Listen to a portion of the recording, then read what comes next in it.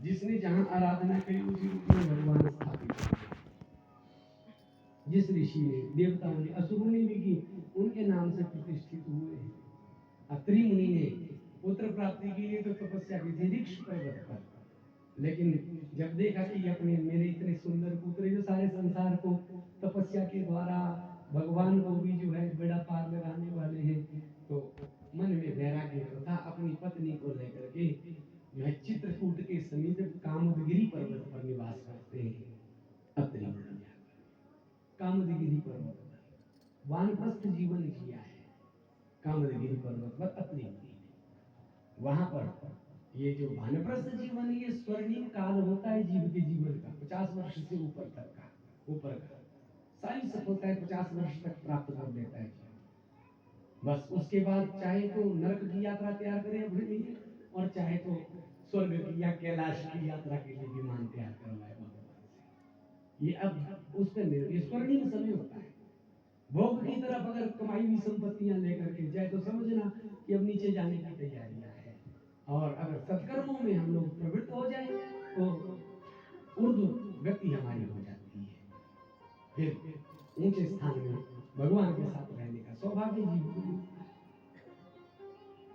अत्रि मुनि ने भी विचार किया, हम ऋषि है, मंत्र दृष्टा ऋषि है, तो हमको यह कामदगिरी पर्वत पर अपनी उसी विधि से अनुष्ठान करते हैं, पत्नी के साथ में रहते हैं, अनुसुईया के साथ तपस्या करने लगे। जब देखा बहुत समय तपस्या करते हुए अत्रि मुनि को एक समय में इस पृथ्वी पर अकाल की स्थिति आ गई।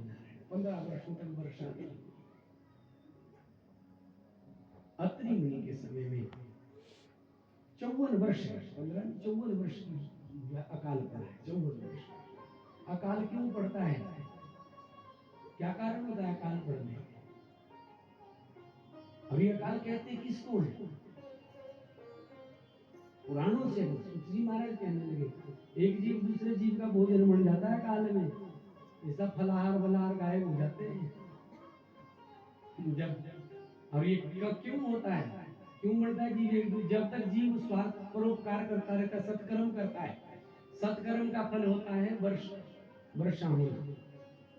सत्कर्म के कारण वर्षा समय से होती है, वर्षा समय से होती, पृथ्वी पे अन्न आता है, अन्न से अन्न औषधियां एक साथ उगती है, अन्न से पेट भरता है, औषधियों से रोगों की निवृत्तियां होती है।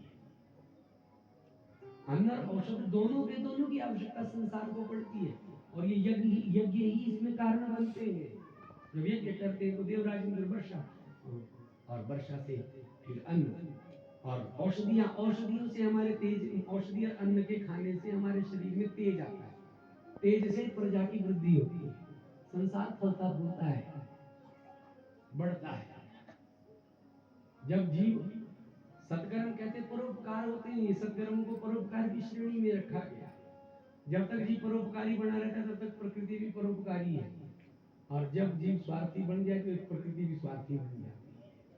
अपना ही अपना पेट भरे, दूसरे को न कुछ ना मिले, मैं और मोर, बस मेरा मेरा, मैं और मेरा, मैं और मेरा, अपनों अपनों का ही भला करते चले जाए, दूसरे के बारे में सोचे ही ना, तो ये प्रकृति भी स्वार्थी बन जाती। समय से वर्षा नहीं होती, वर्षा होती है तो कैसी वर्षा, अकाल पड़ते, बादल फटने शुरू हो जाते हैं, अकाल की स्थिति, धूप इतनी तेज हो जाती है, 100 हजारों सूर्य के समान प्रकाश होता है, प्रचंड किरणें हो जाती सूर्य की, वर्षाएं होती, बादल फटते, बादल फटने से क्या होता है कि पृथ्वी जलमग्न हो जाती है, जल चारों तरफ पृथ्वी पर, जो पृथ्वी भी रहने वाले जीव है, पहले मनुष्य जो है भोजन करता है, जब भोजन खत्म हो जाता है तो वनस्पतियों के लिए जमीनों में दौड़ता है, औषधियों से जीवन चलाता है, जीता है, औषधियां भी खत्म हो जाती है जब वर्षाएं पर्वतों पर नहीं होती है, औषधियां भी जब समाप्त हो जाती तब वृक्षों की छाल, वृक्ष भी सब समाप्त हो जाए,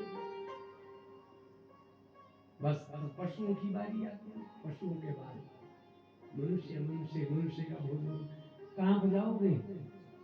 अगर पुराणों में अकाल की स्थिति देखोगे, और कारण बनते हैं हम, इसलिए परोपकारी बनना चाहिए। जीव अत्रि ऋषि ने तपस्या परोपकारी है, देखा 54 वर्षों तक वर्षा नहीं हो रही है तो विचार करने लगे, हमारा जीवन संसार के तपने के लिए मिला हुआ है तो हमको तपस्या करनी है। अत्रि मुनि वैसे ही तपस्या अपने लिए, बच्चों की संतति वृद्धि के लिए, योग्य संतानों के लिए तपस्याएं हुई। जब देखा मेरी संतानें योग्य हो गई, अब मेरे ऊपर जिम्मेदारी नहीं, अब संसार के लिए कुछ करना है। जीवन में आए हुए तो अपने लिए तो जीते, अपने बच्चों के लिए भी, पर अगर संसार के लिए जीने का मौका मिल जाए तो अपने आप को भाग्यशाली समझना चाहिए। अत्रि मुनि परोपकार के लिए तपस्या करने कामदगिरी पर्वत पर बैठ गए कि भगवान देवराज इंद्र वर्षा करें। बस वर्षा 54 वर्षों तक वर्षा नहीं हुई, तपस्या करते रहे, भूखे प्यासे रहे, अपने धर्म से अडिग नहीं हुए। अत्रि मुनि खान पान छोड़ दिया, जल नहीं हुआ तो अन्न नहीं हुआ, औषधियां नहीं हुई, फल नहीं हुआ। सेवा कर रही है अनुसुईया, कुछ दिन अन्न खाते थे और कहां से आएगा कैसे आएगा ये सब अनुसुईया जाने। तपस्या में सहायिका बनी अनुसुईया, विचार करी पति तपस्या कर रहे, क्या किया, पति के लिए जो है शिव जी का पार्थिव शिवलिंग बना लिया, मिट्टी का शिवलिंग बना दिया। इस अनुसुईया ने मिट्टी का शिवलिंग बना दिया, इसके लिए कोई मंत्र नहीं पढ़ना पड़ता है। इस पार्थिव को पूजन करने का माताओं को अधिकार है। मंदिरों में शिवलिंग को पीछे दौड़ना चाहिए ज्यादा। ये है कारण, आपके लिए घर में ही शिव बैठ जाते हैं जाकर के। हमारे यहाँ तो आरक्षण दिया हुआ, पुरुष को मंदिर में जाना पड़ेगा भगवान से मिलने, आपको घर में आ जाते हैं। कितनी सुविधा दे रखी भगवान ने। हम लोग थोड़ा सा सुनने में अपने धर्म के प्रति हम लोगों का थोड़ा सा क्यों नहीं छूना है। ये सुविधा तो है, आप कहाँ मिलता है समय जाने का। घर में मिट्टी ले आए, अपने चूल्हा बनाने के लिए पता नहीं मिट्टी पर नहीं दे दिया, क्या जाने चूल्हा बनाने। हम तो सब गैस वाला काम है, बाम्बी की मिट्टी का बनता है शिवलिंग। चूल्हे के लिए भी मिट्टी लानी है तो जो बस उसी मिट्टी से शिवलिंग बनना है। शिवलिंग बना दिया और इसी के पास जो भोग लगती है, यहाँ पर पति देव कोई फल खा लेते हैं, फूल खा लेते हैं। बस कुछ समय के बाद जब कुछ नहीं मिला तो जल चढ़ाती रही। एक समय ऐसा है कि जल भी सूख गया चारों तरफ, जल भी नहीं मिला। अपनी आंखें खोलते हैं, कुछ नहीं, आंखें बंद करके वायु आहार लेकर के ही रहे। 54 वर्षों के बाद जब भूख जब प्यास से नहीं रहा गया तो आंखें भूल गए। व्रत चला हुआ था, बैठे हुए थे, मुख से निकल गया ध्यान में पानी। जैसे जल मांगा तो अनुसुईया भी भूल गई, पति ने आज्ञा करी पानी चाहिए, कमंडल उठाया और दौड़ गई जंगलों में। दौड़ गई जंगलों में, जानती थी वर्षा, दौड़ गई बिना विचारे। आज की कोई पत्नी होती तो बोलती कहाँ उनकी बरखा बात दिख रही कहीं।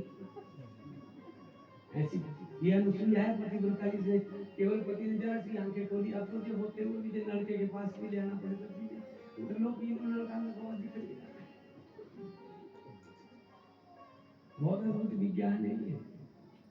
आंख खोली और पानी बोला, अनुसुईया कमंडल उठाया और दौड़ी, जंगलों में दौड़ जाती है, चारों तरफ पानी ढूंढा पर पानी नहीं मिला। पतिव्रताओं को देख करके ये देवी शक्ति भी कृपा करना चाहती है। अनुसुईया की सेवा जब देखी तो गंगा मैया बड़ी द्रवीभूत हो गई। जल की अधिष्ठात्री देवी है गंगा, द्रवीभूत हो गई। साधारण रूप धारण किया और जंगलों में जाकर अनुसुईया के सामने खड़ी हो गई। अनुसुईया से कहने लगी, गंगा मैया माँ क्या चाहिए। अनुसुईया कहने लगी, मेरे पति बहुत वर्षों से प्यासे हैं, बहुत दिनों बाद आंखें खोली, जल चाहिए था पर जल तो कहीं है ही नहीं, जल तो कहीं है नहीं। मैं आपको जल दे सकती हूँ, मैं आपको जल दे सकती हूँ, पर हाँ मैं आपको जल दूंगी तो आपको जल के बदले में मेरे को क्या दूंगी। अनुसुईया बोली, माँ अगर जल मिल जाए मेरे पति की प्यास बुझाने के लिए तो जो मांगू वो दूं, जो मांगोगी वो दूंगी। अनुसुईया मैया गंगा मैया कहती, माँ तेरे 1 वर्ष की पतिव्रता, 1 वर्ष की पति की सेवा का फल मेरे को चाहिए। पति की 1 वर्ष की सेवा का फल चाहिए।